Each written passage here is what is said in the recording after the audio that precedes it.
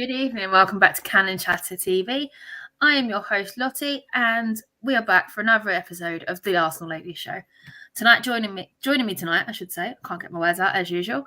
I've got Matt sitting next to me on the screen. How are you, Matt? I'm good, thank you. How are you? Yeah, I'm all right. I'm a bit knackered. A bit of a draining week for me. Been a little bit too much partying and socialising from what I usually do. Making his debut on Cannon Chatter TV, sitting below me, is one of my legends. He's one of my mates as well, and that is Jonesy. How are you, Jonesy? Yeah, I'm very well, thank you. Glad to finally make my debut on here. Yeah, no, definitely. I mean, I know I promised you a while ago, and I do humbly, bottom of my heart, apologise for that. It's taken so long. No worries. It's a bit disgraceful on my behalf, but now everyone's been introduced, I am going to run the intro, and we will see you on the other side. It is in the middle. Checks back against Carter and scores. That is atypical for the Amina Margot.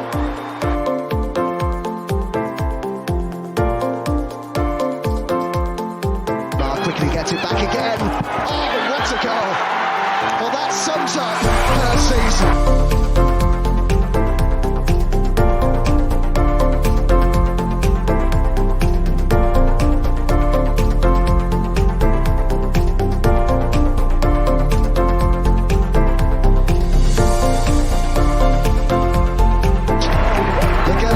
WSL champions.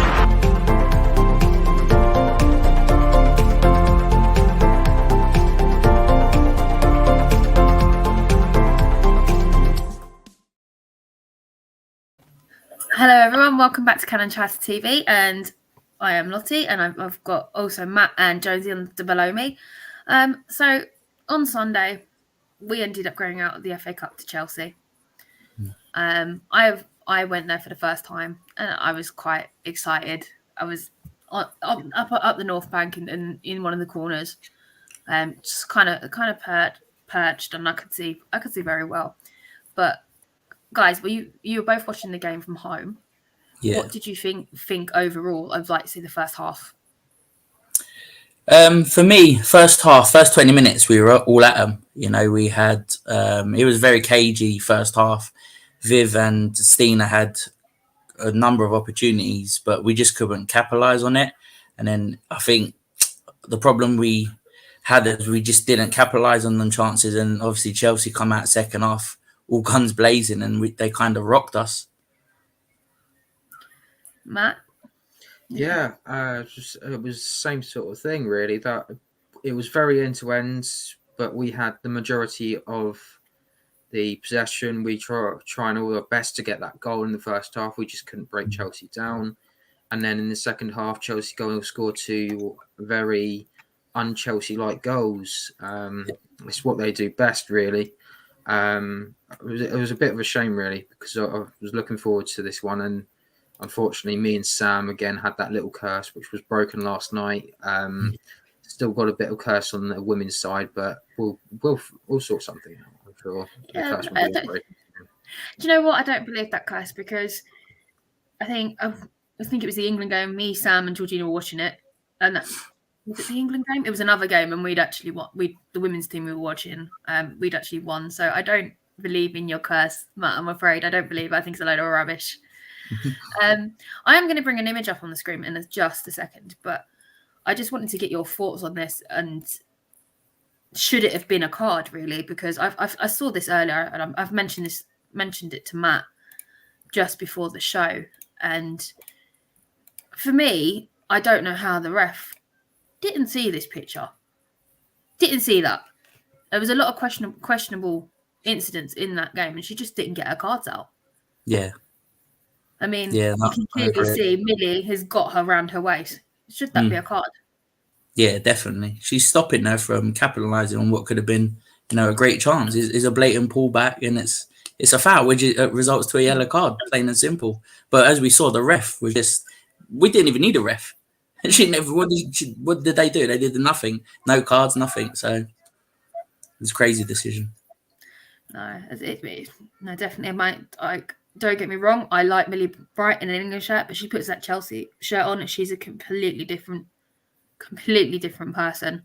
Yeah, and the way exactly. she plays. Yeah, she And- seems a lot more aggressive when she's playing for Chelsea, and it's just from that image there you can see that. Yeah. Matt, do you think we'll see any of this when we play the Netherlands in June? Oh yeah, definitely. We'll probably see that because we've got that friendly, haven't we, against them at Yeah. Ellen Road. That'll be an interesting one to watch out for. I'm sure Viv will be very fired up for that one. No, definitely. I'm actually really looking forward to that because it's the first time Serena comes up against her old team. So that would be very interesting. I know Serena was at the semi-final on Sunday, just gone. So I think it'd be really, really interesting. All right, I'm just going to pop over to these comments because they are absolutely flying in. We got Sam in the chat. Hello, Sam. Evening to Lee. Ryan's joined us, Mr. Arsenal Podcast. Evening, everybody.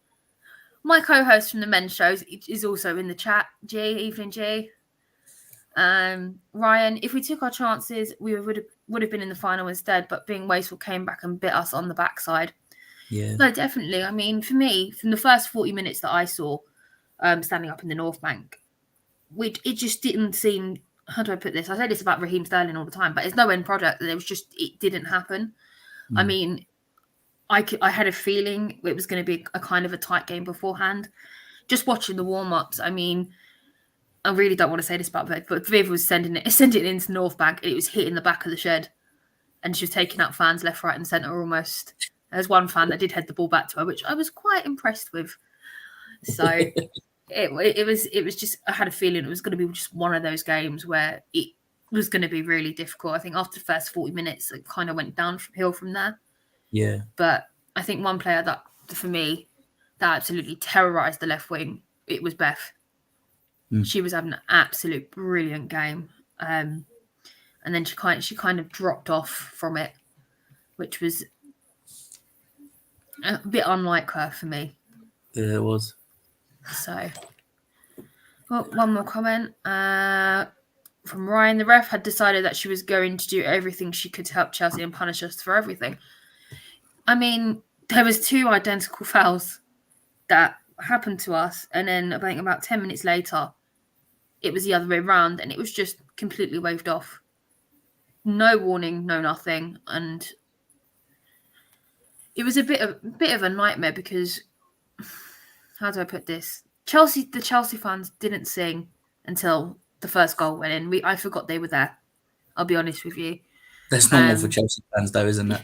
Yeah, no, definitely, especially over the shed. Hey, so Indeed. I think it's just going to be.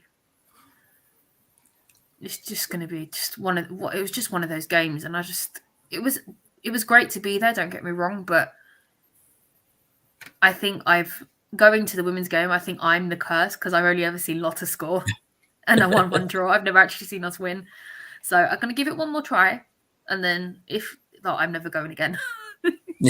But we have to beat Spurs. To beat Spurs, so we'll see. Tom's now in the chat. Good evening, people. Lovely people. Jonesy, are we seeing your pretty face tomorrow? Ha ha ha. I'm not sure yet, Tom. Not sure. Yeah. Ryan seems to think Stina struggled throughout the game. Matt, would you agree with that? I think it didn't help that she was trying to ask for things, and she ended up out and wide half the time instead of playing through the middle. So they were obviously targeting Stina and Viv, both those attacking plays. They weren't really looking at Beth as a target or Caitlin. Again, Caitlin struggled in that game, and she should have been brought off at half time, but she wasn't allowed to play on. It's just getting a bit frustrating at the moment to see how they're doing in games like this. Yeah. I mean, the first goal, it was I don't know if I'm pronouncing her name right, but it's Written. She picked the ball up from 30 yards out from the goal, and then she pushed forward. I do think the defending could have been better from there, but I was down the other end. Jonesy, what did you see from home with the first goal? Yeah, she was allowed to carry the ball far too up the pitch. She should have been closed down. You know, when she's gone that far, you could see she was eyeing it up, and there was no one going to close her down. And obviously, she did what she did, which is unavoidable in the end when you bang on in from there. Do you know what I mean? But yeah, you could say they could have closed it down, but 9 times out of 10, if someone does that from that range, it's flies out the stadium or over the bar. So yeah, no, definitely. I mean, I've seen as I said earlier, I did see the pools absolutely completely fly over up into the North Bank, taking fans out. Ambulances were called and all sorts. Not really, guys. I'm only messing about. Matt, Suyun fired up into the top corner shortly after. Do you think clearing our lines when we play Chelsea is becoming an issue? It seems to be a communication error a lot of the time. For instance, that first goal, Wrighton, when she had that shot, someone should have gone and charged her down. Instead, they allowed her that space. I think Leah had player behind her, so she couldn't go. I think Kim was running in a bit too late to make that challenge. It's the same again when G scored. It was just a small little error where they haven't talked to each other and told them, right, this is who I'm staying with, or right, I'm clearing this. And Chelsea have gone and scored another goal. So realistically, Chelsea actually haven't had a proper goal against us. Realistically, in that until that second half in the December game, which will name nameless. Yeah, let's not go back there. That was a nightmare. I mean, the communication with the girls was much better than it was back in the December game because I sat there and I thought, where have my centre backs gone? What's going on? And they got completely picked apart with the likes of Fran Kirby there and Sam Kerr. But it was in comparison, the improvement was so much better with Leah there. And you could see that we really missed her when she was out back in December as well. I'm going to put this question to Jonesy. Ryan's asking, can someone tell me how our World Cup winner, Tobin Heath, isn't getting picked to start a big game when she is a big game player? That's it. I love Tobin Heath. Literally love that player. I just can't understand for the life of me how she has not started a game for Arsenal. It's just crazy. I mean, I don't know if there's something fitness-wise. I really can't answer that, Ryan, but I want to see her start. You know, I would love it to go back to Viv up front with Beth and obviously Tobin as well. That would be my ideal attack. I mean, Stina struggled in the past couple of games. She's kind of being found out what she's about and stuff like that. So I think it's time we need to change up, especially in the last run-in of the season. I think if you could bring in someone like Tobin Heath to get you through to try and win the possible title, please play her. Do you know what I mean?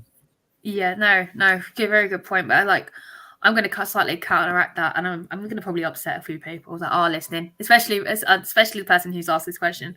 For me personally, because of her age and the way she plays, I do prefer her coming off the bench. I absolutely love her, but it's safer for me to come off the bench and make that change. And we did see that on Sunday. I love the way her and Steph Catley played together. Them two, they're my absolute favourites. I've absolutely decided now. So she is that player that can come on and change the game when we're struggling. Because once she came on I think she came on the second half. The game did change and they were up the other end. We were goals down, but we've still had that extra fight in it. Matt, have you got anything to say on Ryan's question?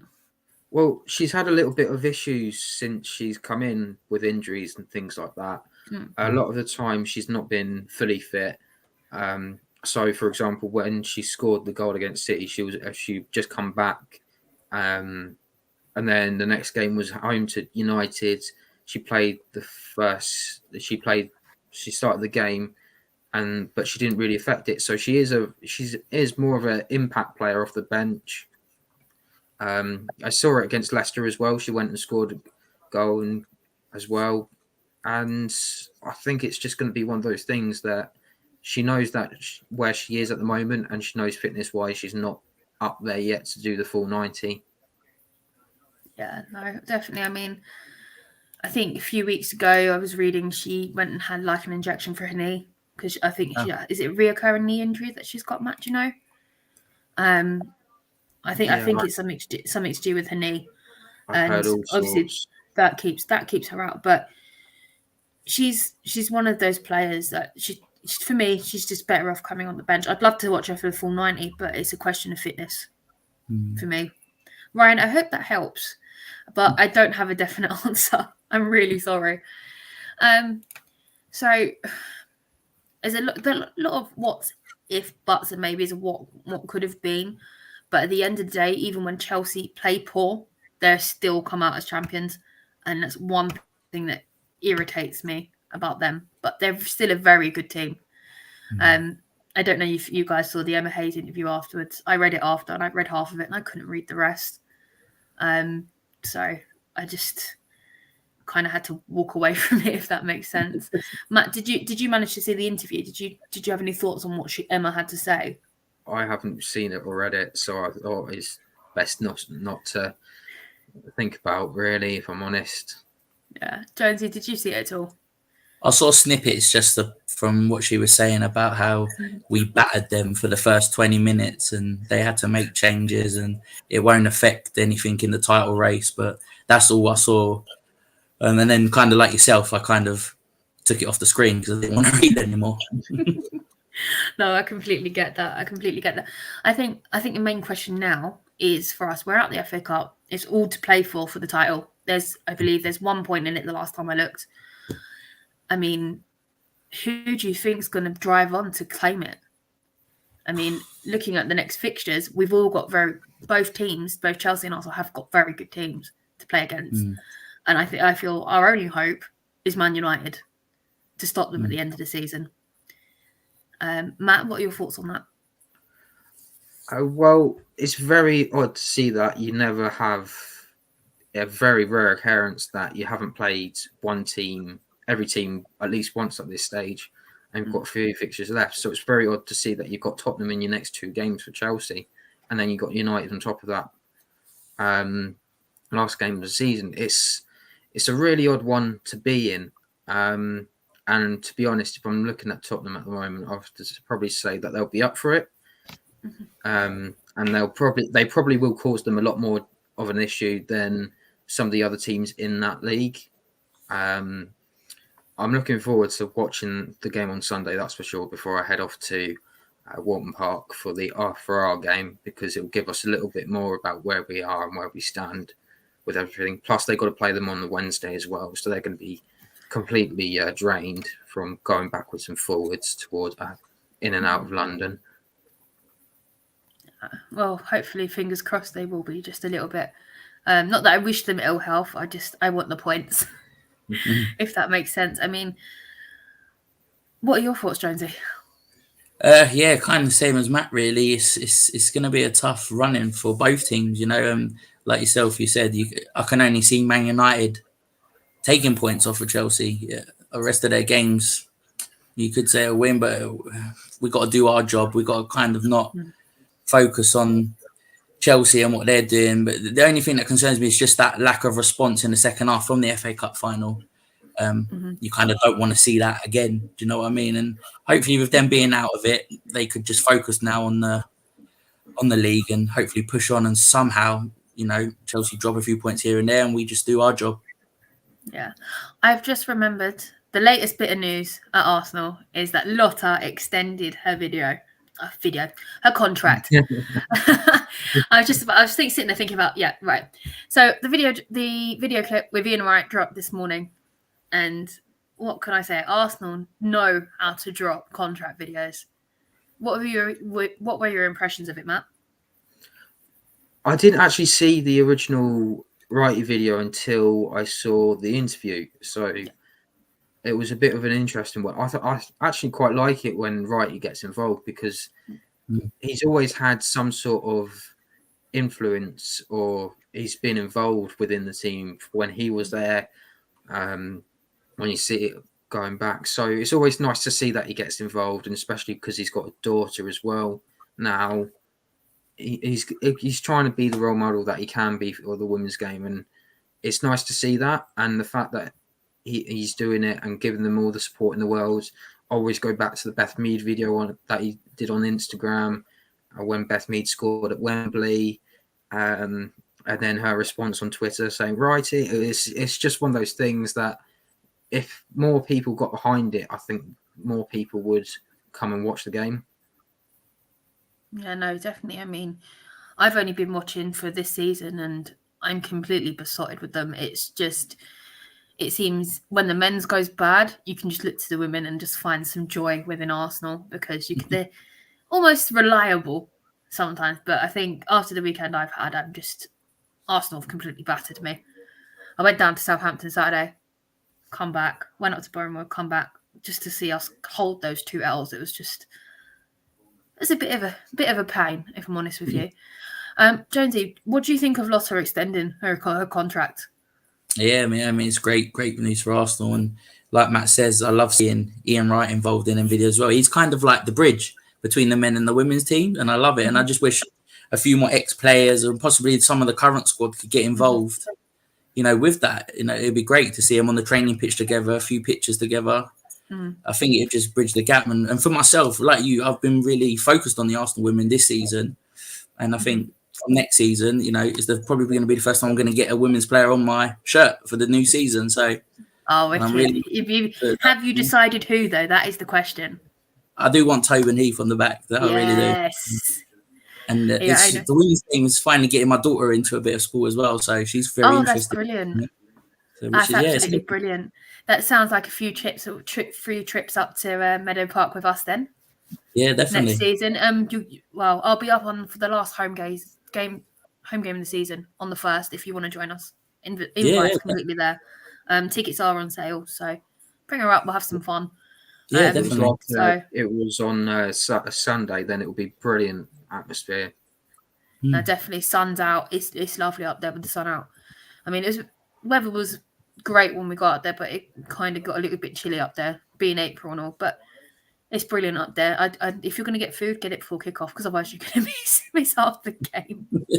I kind of walked around to go around to get some food. I was there for nearly half an hour. And wow. I missed the first 15 minutes of the second half, like peeking over people. And being my height, I didn't see anything, so I gave up. No. So Riddy has said good evening, Riddy, and Ryan's got another comment. I'm also praying them lot down the road do us a massive favour on Sunday afternoon, even though their form might suggest different. We just need one bad result from Chelsea. Mm-hmm. Do you know what? Tottenham, I know I go on about Spurs being a really easy side when we come up against them, but we got our first draw this season. Viv saved us the last few minutes.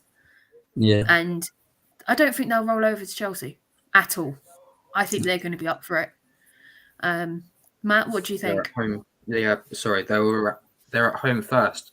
And as much as I love the Hive, I've been grown up and born a Barnet fan, part-time through my dad. So I love the Hive, but now it's sort of been a little bit of a spoiled ground now because they share it with them. But there seems to be a lot of fans in that area anyway. I think that game, especially because it's going to be a home game, it's going to be a tough one for Chelsea to take hold of. Hopefully, it's going to be a good game. Hopefully, that team that turned up against us will be the one that turned up against them. Maybe if a draw will be enough to actually get settled the title on the final day. So fingers crossed for that. No, definitely. I hate to say this, but I just hope the Lily Whites do turn up against them, because if anyone's going to actually give Chelsea a challenge, I think it would be Spurs and United, and that's about it. So let me just pull up some more of these comments. The only ladies' game this season I went to was 5-0 to Leicester away. Matt, was you at that game? You wasn't you? I was. I didn't see you already. Oh. Yeah, no, do you know what? I was at Southampton over the weekend and really walked straight up to me. I was like, hello. So that was really good. I've actually met Riddy, so it was really quite cool, especially when you speak to people over Twitter and over on the channel, and then you actually get to meet them. It's always absolute pleasure. Tom's inviting you to North London Derby on the 4th of May, Jonesy. I'll be there. Yep. definitely. Yes. Really, don't think Chelsea will drop any more points. Even if they do, the same will do the same. I hope I'm wrong. Oh my gosh. I really don't. I don't think we're going to drop any points. I'm touching wood right now. I'm actually tapping the bottom of my desk. So, touch wood. Touch wood. So, Tom, we thought Lottie had gone to Nando's without us. She was gone that long at half time. Thanks, Tom. Yeah, no, we ended up going Nando's after, and then we kind of found a pub to watch the Chelsea Palace game. So we've got our day mapped out. We know where we're going, Jones. We won't get you lost. I promise. I'm not hard to miss anyway. The scream from Lottie when I introduced myself at Yates. Yes, I'd had a drink. I had a high-pitched voice. Get over it. Jonesy knows what I'm like when I've had a drink. So I do indeed. That, really. Especially when I haven't seen you in a while. So, no, definitely. Right, guys, we are going to take a very short break, and then we're going to get into our Everton preview. See you on the other side.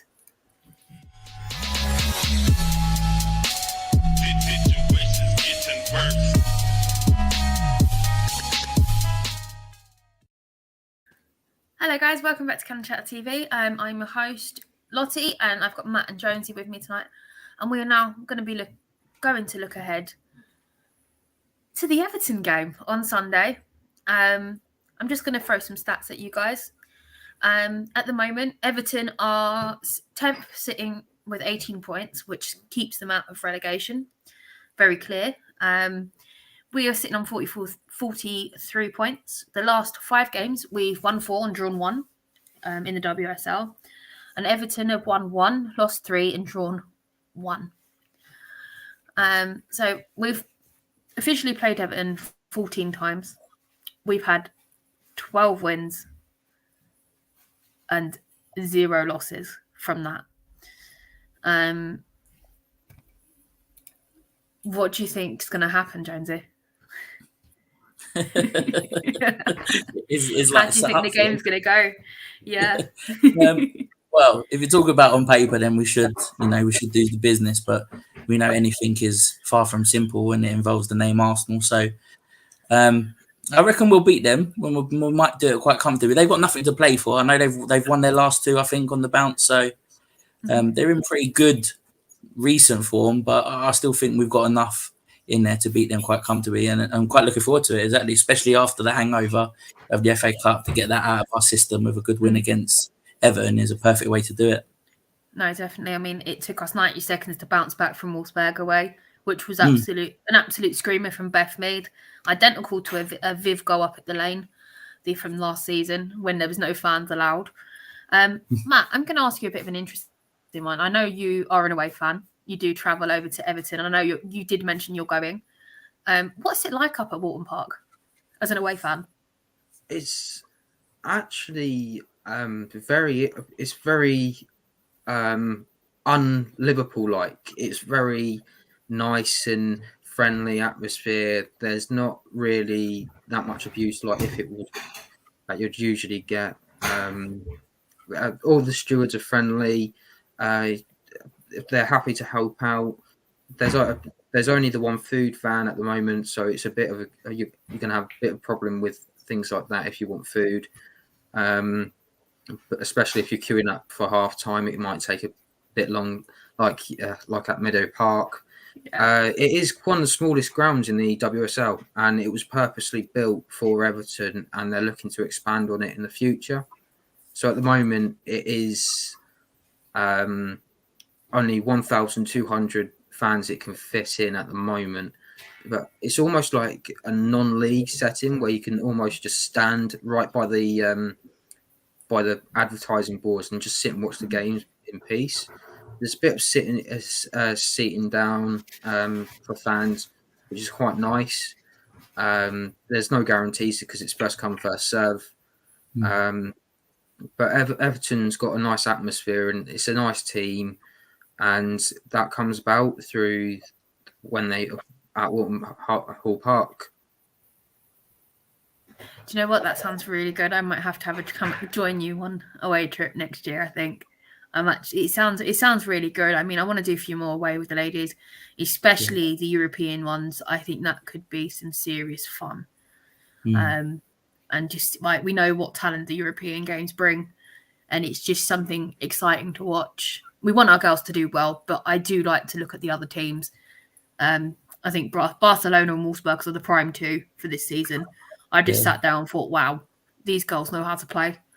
I love our girls, don't get me wrong, but they're what we should be aspiring to be. All right, I'm going to put you on the spot, Matt. I'm going to get you to predict the lineup. What do you think Jonas is going to throw out against Everton?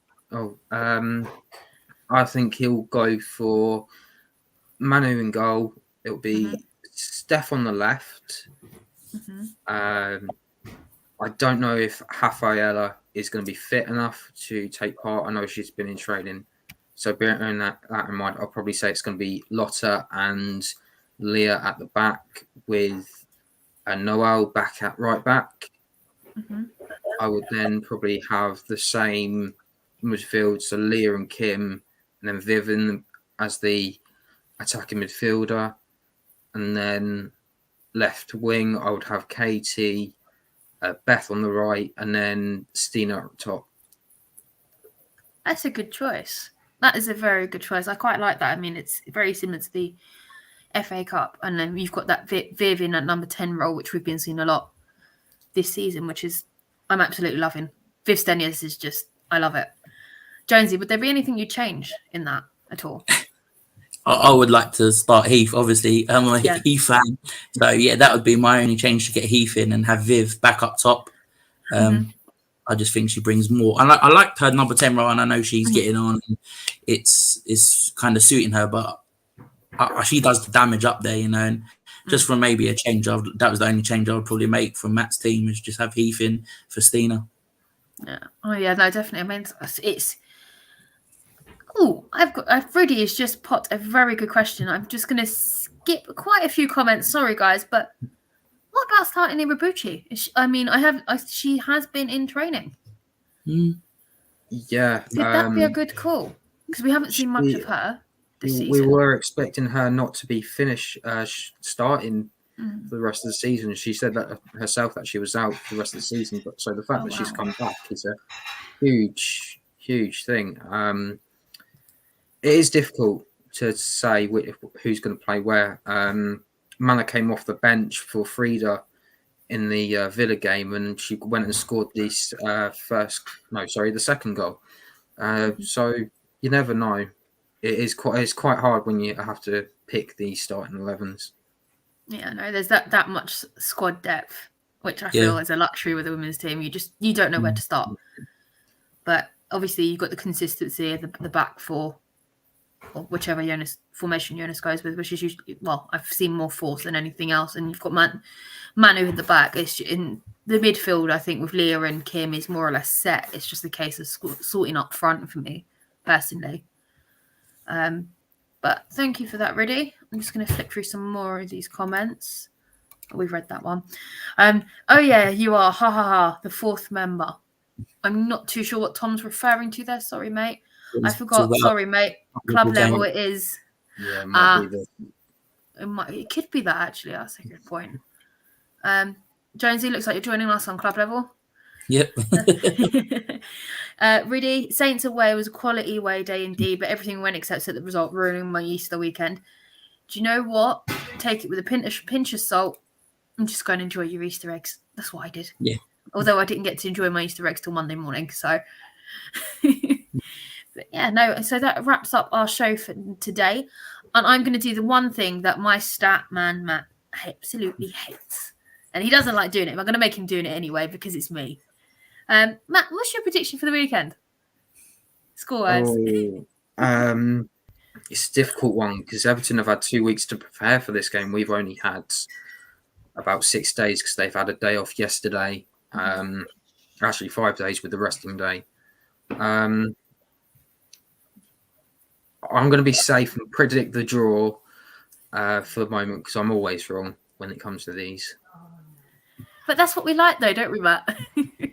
Guys, if you do have your predictions, drop them in the chat. I'd be very interested to see who you think is going to score and what the score's going to be. Jonesy? I think we're going to, have a good reaction from the FA Cup. So I'm going for a comfortable 4-0 win. Oh, that's nice. I mean, I think we beat them at Meadow Park 3-0 this season already. Yeah. So that's a good call. I'm actually going to go for a simple 2-0. Purely on the basis I don't know how they're going to react. If they react like they did with Leicester, I'm going to be happy that I'm wrong. I'm going to be very happy that I'm wrong. So hopefully, fingers crossed. Let's see who's getting their scores in. Riddy's also gone 2-0 as well with me. Anybody else if anyone wants to drop their scores in, please do. And please do not forget to smash that like button and give us a retweet on Twitter. That'd be fantastic. And guys, thank you for joining me for tonight. I know it's been a very super short show for me tonight, but it's Friday night and I'm sure everyone wants to go out, chill out and put the feet up. So Jonesy, where can everybody find you if they wanted to follow on social media? Yeah, it's just at Jonesy on Jonesy86 on Twitter. I'm always about in the comments. I'm very voiceful and opinionated with my opinion, so please take my tweets with a pinch of salt. But I just want to say thank you for inviting me onto the show. It's been a while. I've always loved to get on the show, and yeah, thank you. Hopefully come on again. Oh no, definitely. You always get the invite back, Jonesy. Come on. Don't need to say that at all. Matt, as always, thank you for being my regular guest as always. Didn't have very many stats for me today, but I'm still going to call you Stat Matt. Where can everybody find you on social media? It was always good to be part of this and happy to help out as always. My Twitter handle is @MattLR28. Brilliant. Okay, guys. Any last comments? Get them in the chat. Riddy said, big up all three of you. Thank you, Riddy. You're a star. And that is the last comment of the night. I'm going to give Jonesy the last words of the night before I run the exit video. Jonesy, have you got some last words for us? Come on, you girls. Bring that title home. Good night, everybody. Good night.